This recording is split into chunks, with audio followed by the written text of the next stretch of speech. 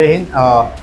Nagpur police आयुक्त आदरणीय Ravindra single साहेब यांचे आदेशान्वये नागपूर शहरामध्ये अवैधरित्या जे गॅस सिलेंडरचे टोळी सक्रिय आहे यांच्यावर कारवाई करण्याचे सक्त निर्देश आहे.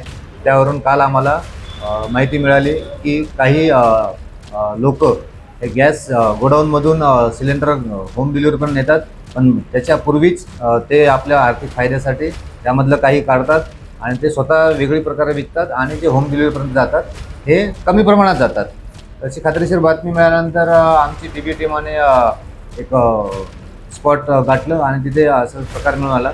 त्यामध्ये जे आरोपी आहे यांचं नाव आहे मोहन सिंग जगदीश सिंग आणि दुसरा आहे विष्णुकुमार कुलदीप सिंग रेहार. हे दोन्हीही राजस्थान येथील ढोलपूर जिल्ह्यातले सिलावट येथील आहे.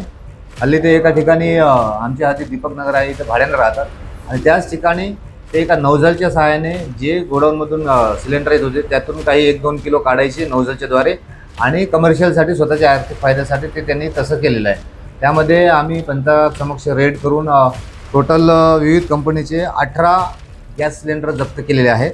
25 गॅस सिलेंडर जप्त केलेले आहे आणि एक जी वाहन होती महिंद्रा सुपेरो, ही वाहन असे एकूण 3,76,700 रुपयाचा मुद्देमाल जप्त केलेला आहे.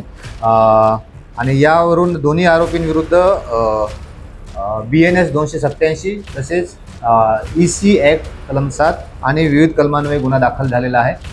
गुन्ह्याचा तपास सुरू आहे.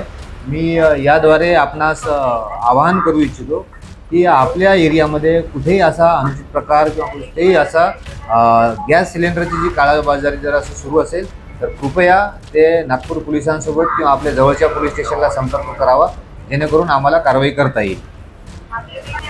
या गाडीचा नंबर आहे UP 86 AT 3920 आणि याद्वारे आम्ही यामध्ये जर अजून कोणी आरोपी सामील होत असेल किंवा हे कुणाच्या सांगण्यावरून करत होते आणि कुठं विकत होते याचा सर्वांगीण तपास केला जाईल आणि हे जी अशी घटना आहे ती वारंवार होऊ नये यासाठी आम्ही सदैव यासाठी तत्पर आहोत आणि कारवाई करीत आहोत.